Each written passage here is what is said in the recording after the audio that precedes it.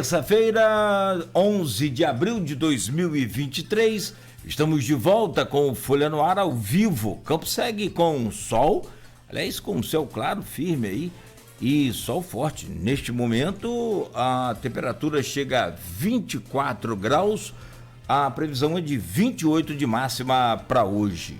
No programa de hoje, com o oferecimento de Proteus, Unimed Campos, Laboratórios Plínio Bacelar e Vacina Plínio Bacelar, estamos conversando com Alberto Ágio, historiador, escritor e professor da Unesp, especialista em História Política da América Latina. Na bancada conosco o Rodrigo Gonçalves e o Aloysio Abreu.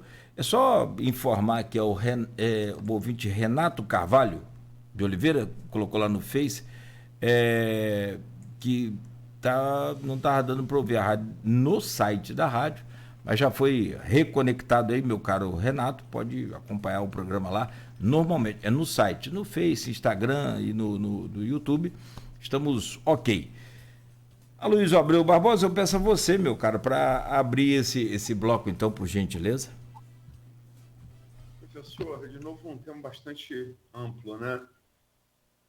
O mundo está falando de bipolaridade política, vamos falar de bipolaridade geopolítica agora. É muito nítido. Saiu Trump, entrou Biden, e os Estados Unidos precisam do grande inimigo, né? Sempre precisa ter o grande inimigo. Se mantém o mesmo, é a China. Eu citou o exemplo do Chile, que tem como principal parceiro comercial, não quer, fato, nunca quis entrar no Mercosul, geograficamente está voltado para o Pacífico, que é o novo eixo comercial do mundo. Mediterrâneo, Atlântico, agora Pacífico. Como é que fica o Brasil com essa nova orientação geopolítica? Logicamente que a gente não quer que o Brasil seja pária, como queria o nosso digníssimo Ernesto Araújo. Mas esse Brasil voltou nesse alinhamento do governo Lula com a China, que é inevitável, uma potência econômica, como a gente falou aqui, mas também com uma aproximação com a Rússia, que tem desagradado os Estados Unidos. A tradição diplomática brasileira é de independência, é de não se envolver muito, né?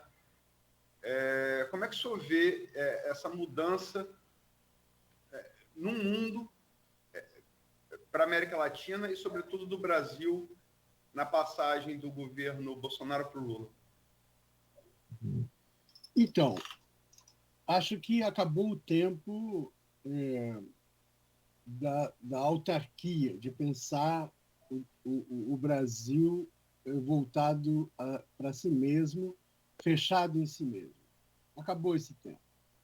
Hoje a história é global e os líderes políticos têm que pensar dentro desse paradigma. Por um lado, você observa bem a passagem do governo Bolsonaro para o governo Lula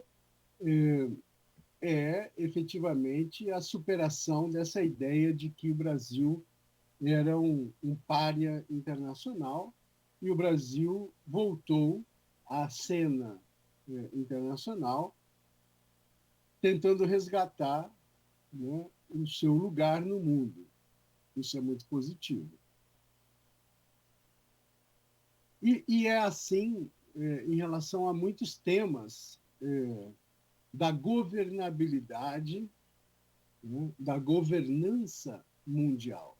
Temas na área da ecologia, na área da energia, na área da produção, né, da produção da economia verde, enfim, o financiamento de defesa da floresta amazônica, da alta tecnologia, né, da integração de setores econômicos que precisam, que o empresariado e a sociedade brasileira precisa afirmar. Agora, do ponto de vista do cenário mundial, há um problema estabelecido que o governo Lula não anda bem, que é a guerra.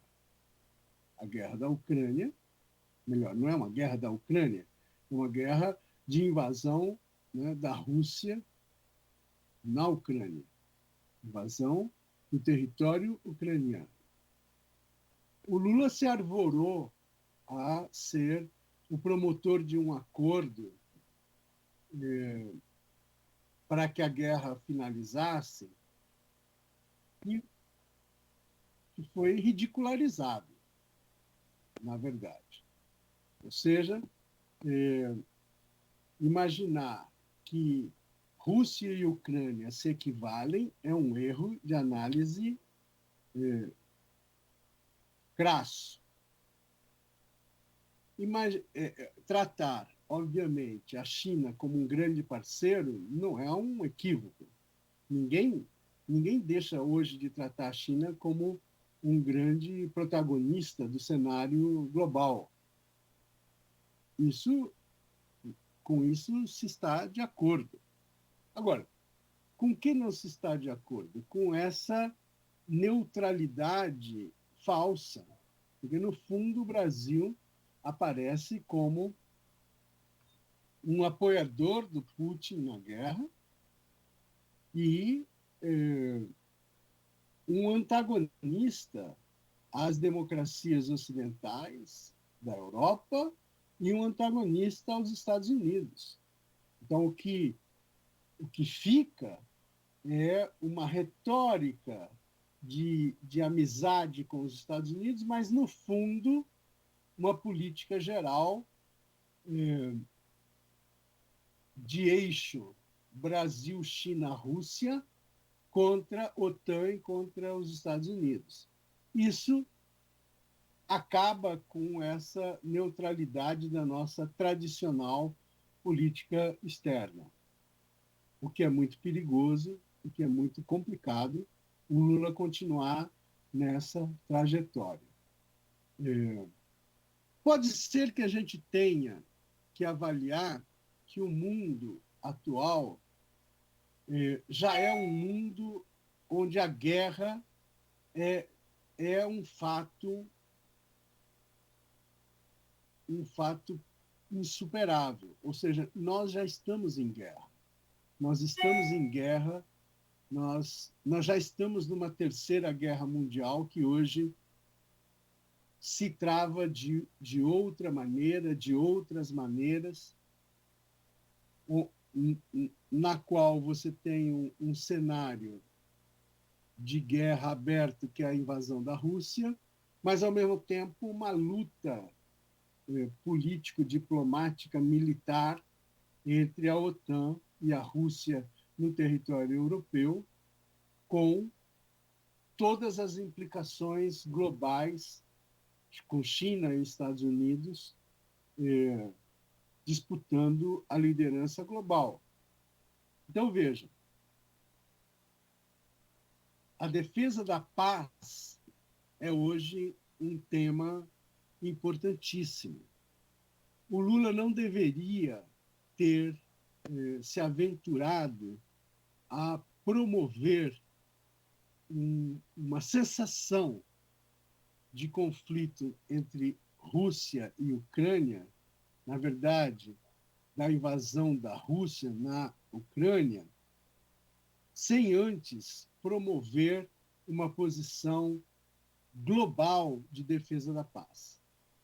Então, na verdade, o Celso Amorim foi deslocado para ir a Moscou conversar com o Putin e retorna com frases absurdas, do tipo: Moscou é uma cidade que está muito tranquila, é como se não tivesse guerra. E não tem mesmo, porque a Ucrânia não bombardeou Moscou. É o contrário que aconteceu. É a Rússia que bombardeou Kiev. Né? E não é a Ucrânia que invadiu a Rússia. Então, há uma leitura antifactual que o governo Lula quer passar como uma verdade na posição que ele tem em relação a guerra da Rússia contra a Ucrânia. E uma posição que é anti-OTAN, anti-União Europeia, no limite anti-União Europeia, e isso é muito ruim para nós. É muito ruim. A nossa perspectiva, de forma nenhuma, seria adotar modelarmente o caminho chinês, vietnamita, da Coreia. Eu acho que nós não temos mais capacidade, a sociedade brasileira não tem mais capacidade de adotar uma coisa como essa. Talvez tivesse se o varguismo tivesse sido exumado nos tempos de hoje, né? Obviamente não falo da ditadura militar, mas a ditadura militar teve essa perspectiva nacional autárquica, a Dilma teve essa perspectiva nacional autárquica, mas isso não está no Fernando Henrique, nem nos governos, nem na perspectiva globalista do Fernando Henrique, não está na política desenvolvida pelo antigo governador do estado de São Paulo, João Dória, que era uma perspectiva de grande orientação para o Brasil, né? E isso foi ceifado, mas aí a questão é de luta interna dentro do PSDB, dentro dessa corrente política, que era uma perspectiva globalista de integração do Brasil no pós-pandemia. Não era uma perspectiva BRICS, como o Lula adota agora, né? Não era essa a perspectiva, e eu creio que isso está equivocado e é necessário que haja uma reorientação do ponto de vista da política externa brasileira. Acho que eu tinha antecipado essa visão aqui já nessa nossa conversa. Por quê? Porque os elementos fundamentais que nós devemos cultivar, né, são da nossa formação ibérica e norte-americana. É isso que fez o Brasil. Então, nós temos que sermos capazes de refundar essa perspectiva. Eu acho que assim o Brasil poderá encontrar o seu lugar nesse novo mundo, que é um mundo muito complicado, muito conflituoso, é um mundo de guerra latente e que é preciso muita capacidade e menos polarização para estar nesse cenário. Nós temos isso a nosso favor. Não vejo nenhuma razão para a gente jogar fora essa criança com a água do banho. Bom, são 8h58, professor, e como é que o tempo passou rápido? Você vê, né? A gente está aqui desde 7 horas conversando, recebendo aí o senhor virtualmente, e quando a conversa é boa, a coisa, né, passa rápido. Conteúdo bom.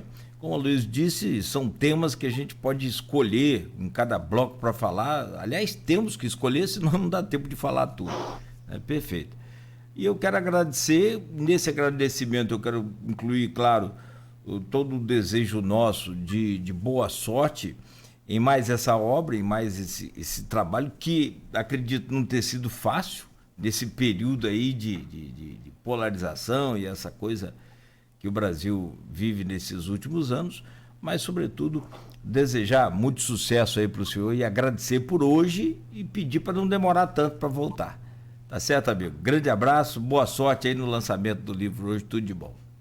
Eu que agradeço, Cláudio, a Luiz e o Rodrigo pela conversa de hoje. Espero ter sido uma conversa útil para todos nós, para os ouvintes, espectadores da Folha. E estou à disposição. Em algum outro momento, quando vocês quiserem, a gente volta a marcar e volta a conversar. Combinado, Bom, combinado. Grande abraço. Deixa eu trazer aqui o fechamento do Rodrigo e do Aloysio, antes do senhor sair, por favor. Rodrigo, bom dia, obrigado por hoje e até amanhã às 7. Isso aí, agradecer ao Aloysio, a você, especial, né, o professor Alberto, e aproveitar e perguntar a ele, né, as pessoas que quiserem ter acesso a esse livro, eles já vão estar disponíveis nas plataformas de compra, como é que tá? Além desses livros, esse é o livro dos hoje de número qual? Eu não tenho muito essa conta, não. Deve ser o 6º livro de autoria individual, mas eu tenho outros que são organização de estudos e tal. O livro já está no site da editora Apris, né? Que é Apris com 2 P's, é aqui, enfim. Já está disponível em e-book nas lojas, nas livrarias virtuais, e na livraria Martins Fontes, que é aqui de São Paulo, ele também pode ser obtido aí já na versão impressa. Então, é possível achar o livro de várias maneiras. Perfeito. O Aloysio Abreu Barbosa, muito obrigado também por hoje e talvez na sexta, mas seguramente na semana que vem. Obrigado, Aloysio, bom dia. Obrigado, Nogueira, obrigado, Rodrigo, obrigado, professor Bertuaz, agradecer a entrevista e desejo a sorte aí no sucesso, no lançamento do livro daqui a pouco, mais tarde. Falando de livro, um livro, acho que fundamental para a gente entender o Brasil, estou chovendo molhado falar isso, né? É Os Sertões de Euclides da Cunha, que inaugura uma maneira diferente de enxergar o Brasil, olhar para dentro do Brasil, né? Parar de importar igual caranguejo virado para o sertão e importando, aceitando tudo que vem de fora. Eu acho que a maneira que o professor Bertuaz encarou na sua carreira de historiador de analisar a história é muito interessante, porque é voltado para a América Latina. É muito interessante, acho um paralelo bom e agradeço a entrevista, professor. Eu agradeço também. Um abraço para todos vocês. Um abraço. Abraço, amigo. Bom dia. Muito obrigado. Bom, 9h01, fechamos por aqui então o Folha no Ar de hoje. Amanhã de volta às 7h da manhã, com o oferecimento de Proteus, serviços de saúde e medicina ocupacional, qualidade certificada ISO 9001-2015, Unimed Campos, cuidar de você. Esse é o plano. Laboratório Plínio Bacelar e vacina Plínio Bacelar, cuidando bem de tudo que te faz bem, agora com um aplicativo exclusivo para cuidar melhor ainda de você. 9h02 em Campos. Fique ligado, fique na Folha FM.